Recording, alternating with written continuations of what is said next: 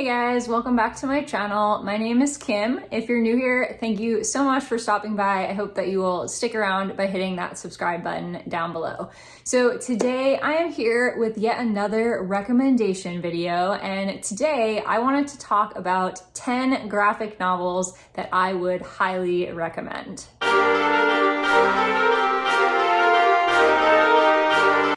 Now, I am somebody who used to say that I hated graphic novels, but over the last year or two, I have found quite a few that I've really enjoyed. And I've learned that as long as I like the art style, I generally tend to be more open to reading in that format. I think when the art style is not something that I like vibe with, then it tends to be a little bit harder for me to buy into the story and get immersed.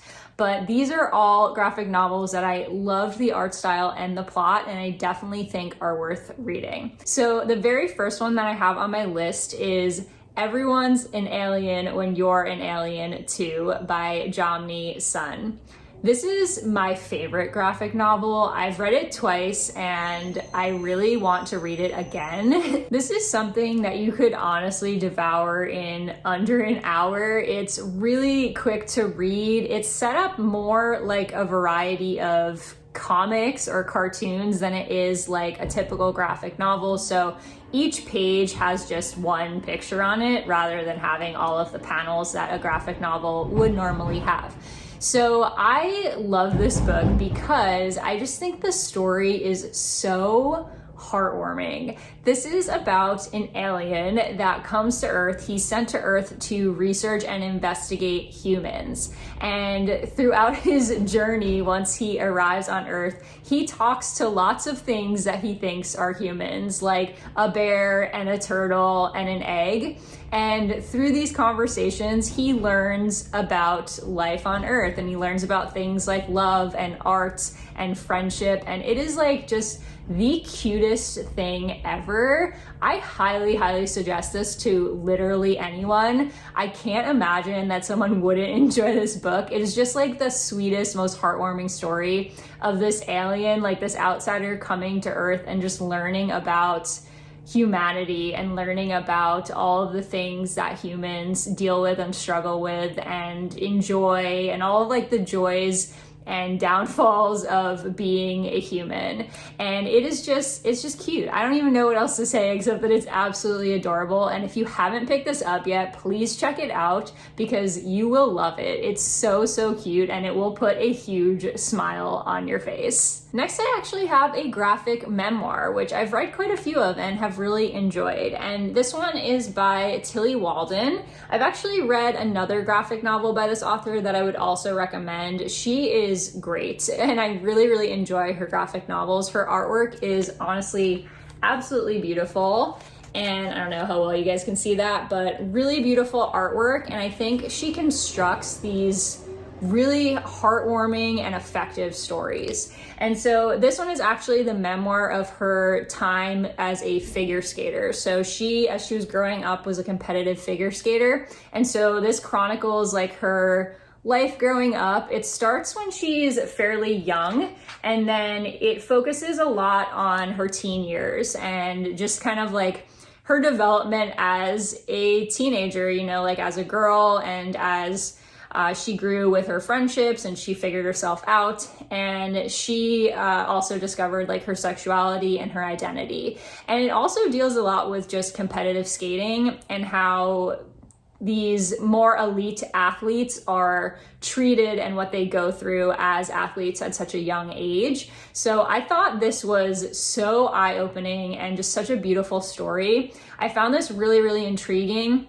I do happen to really enjoy reading about competitive sports, which I don't know why. You probably would never think that from looking at me, but like, I don't know, I've always been really fascinated by figure skating and by gymnastics. And so I really enjoy reading about those two things. And there's just something about the competitive nature of elite sports when it comes to like really young kids that I find like really fascinating, because I think it's often glorified. And I don't think that a lot of people understand just how hard these kids work when they're achieving at that level as athletes and just how hard it can be on their childhood. Like a lot of these like elite skaters and gymnasts are basically giving away their childhood to be able to compete at that level. And so I just don't think people realize that all the time. I think they see these elite athletes and think like, wow, that's amazing, but don't understand like the real hours and work and pressure that this puts on really young kids. But anyways, this is not only about figure skating, it's also just about her growing up.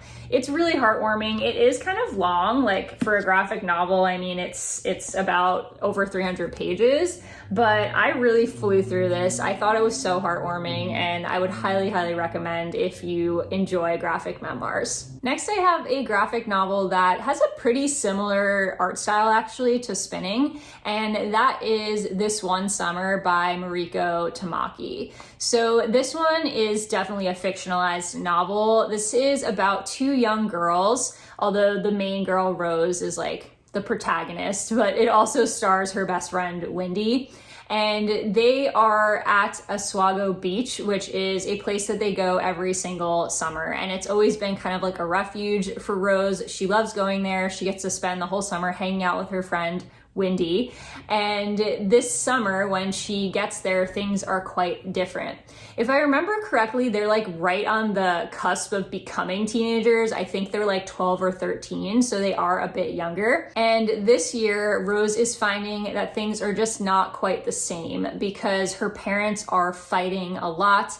And so that's putting a big damper on things and making her feel very anxious about her home situation. And Wendy seems to be growing up on her and like not necessarily interested in the same things she was before, and she's like making some more grown-up choices and starting to investigate things that are a bit more mature. And they one day when they're hanging out, they kind of drop in on this conversation that is happening with some local teenagers and get kind of drawn into this drama. So this is a really beautiful story of just growing up. It's very tense at times and you really feel for Rose and what she's going through, but I think that this author like spot on got that moment of like when everything starts to change, like when kids are becoming teenagers, like they're going from like just being a little kid and having certain priorities to suddenly like everything has changed and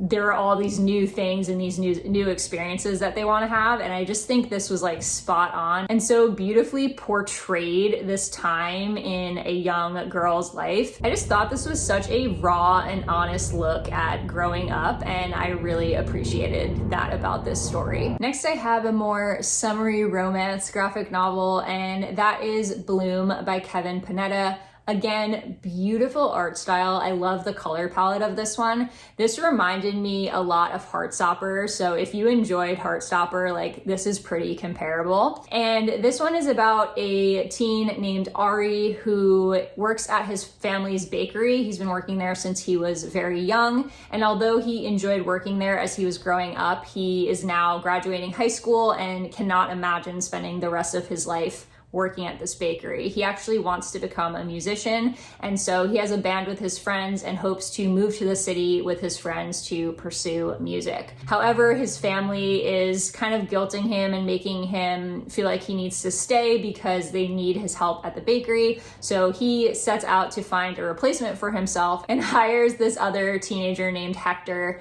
who loves baking. And in the summer, as Ari is training Hector and they spend all this time together, they develop into something more, and it is just so sweet and heartwarming and wonderful. I loved both Ari and Hector. Hector is like such a cinnamon roll of a character. Like he's so soft and just adorable, and Ari's like very angsty musician, and he's definitely a little annoying and ridiculous at times, but I still loved his character.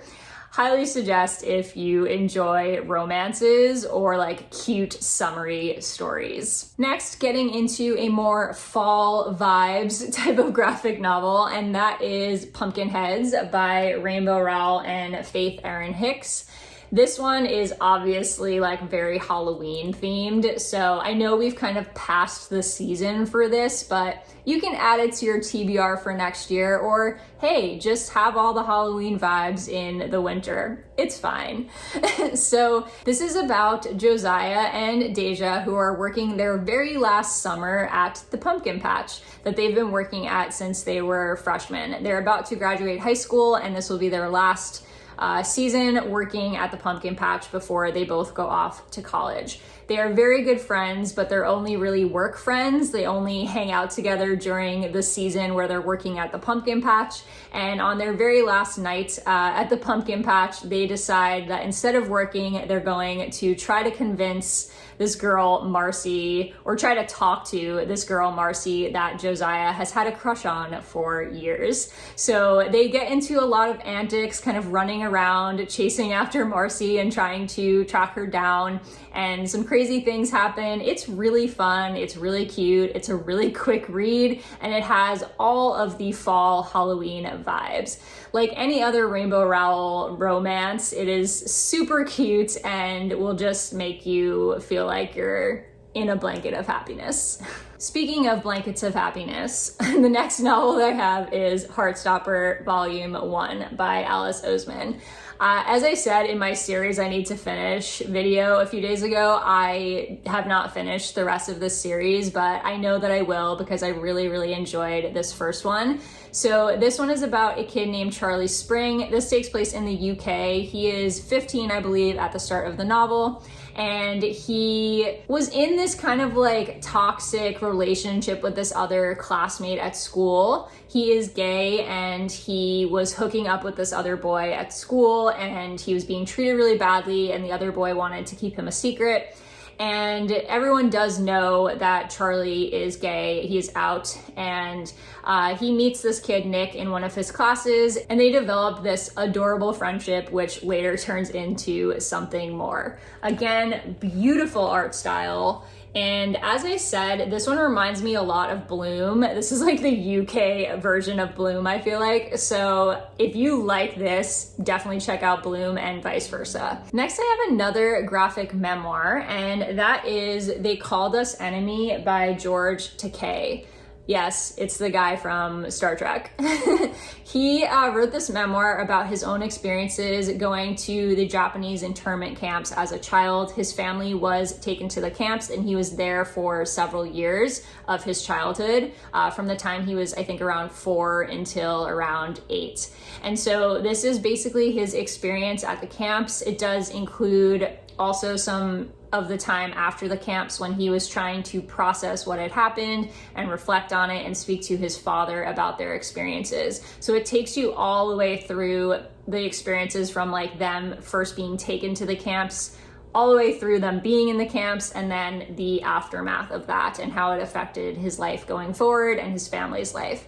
This was amazing. I don't even know what to say other than this is just so well constructed. The artwork is, again, absolutely beautiful, and I just feel like this was the best portrayal, I think, of the internment camps that I've read, because it was just very raw and real, and there's something about seeing everything from the perspective of a small child that really like colors the way that you experience it. I think that the innocence of George from the very beginning, and just the fact that he doesn't completely understand what's going on, really lets you see things from a different perspective and remember that like this isn't just, you know, a dot in history. Like this isn't just an event that we have marked off in history. Like this is something that affected so many families, and it's something that affected very small kids and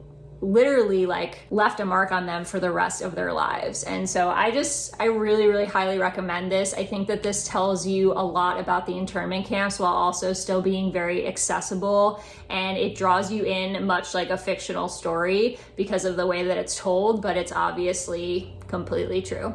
Next, another summery kind of fun graphic novel recommendation, and that is All Summer Long by Hope Larson. So this one is a middle grade graphic novel. It is just like a really fun, cute novel. I don't think that it has a ton of depth to it, honestly. I think it's more of just like a quick, fun, summery read. So this one is about 13-year-old Bina, who usually spends all of her time with her best friend Austin, but Austin is going away to soccer camp for the summer, so she is left to her own devices and has to figure out how to amuse herself for the summer. So she, at first does a lot of guitar playing and watches a lot of bad TV until her parents change the Netflix password on her, and then she is forced to find something else to do. And so she actually ends up hanging out with Austin's older sister, and they bond over music. It's really just like a story of growing up and finding yourself, and how like at that time in your life you can start to grow out of some friendships. And Austin just starts acting different. He's growing up and she feels like kind of those growing pains in their relationship. And when he comes back, they have to kind of decide how to move forward. So it's really just like a sweet summer story of figuring yourself out at that age of 13 and finding your own thing and not depending so much on your friends. Next is a very moving graphic novel, and that is Illegal by Owen Colford and Andrew Donkin. This is, again, a really monumental, important graphic novel, I think. This is about a 12-year-old named Ibo who is living in Ghana, and his older brother Kwame just disappears one day. He goes off to try to leave and find a better life, and he is supposed to send for Ibo later, but Ibo decides to follow him. He doesn't want to be left behind in Ghana, and so he heads off on his own dangerous trek to try to follow his older brother's journey to get to Italy, to a refugee camp. And so this flashes back and forth between when Ibo has found Kwame and they're actually on the raft to Italy, and the time where he's like leaving Ghana to get to that raft. So it's like flashing back and forth from like the time where he decides to actually leave Ghana on his own and when they're on the raft heading to Italy. I really liked the way this story was set up. I thought that the flashing back and forth really added an extra layer to the story, and I liked that I knew where it was going. Because I felt like it made the journey a little bit more interesting, knowing that like he was gonna end up with Kwame on this raft. And the parts on the raft are very intense. They're on this like really poorly crafted raft that they paid a lot of money for, and there are a lot of like really close calls when they're on the raft. Switching back and forth between that and the slower moments of him like trying to catch up with Kwame, I felt like really did a lot for the pacing of the story.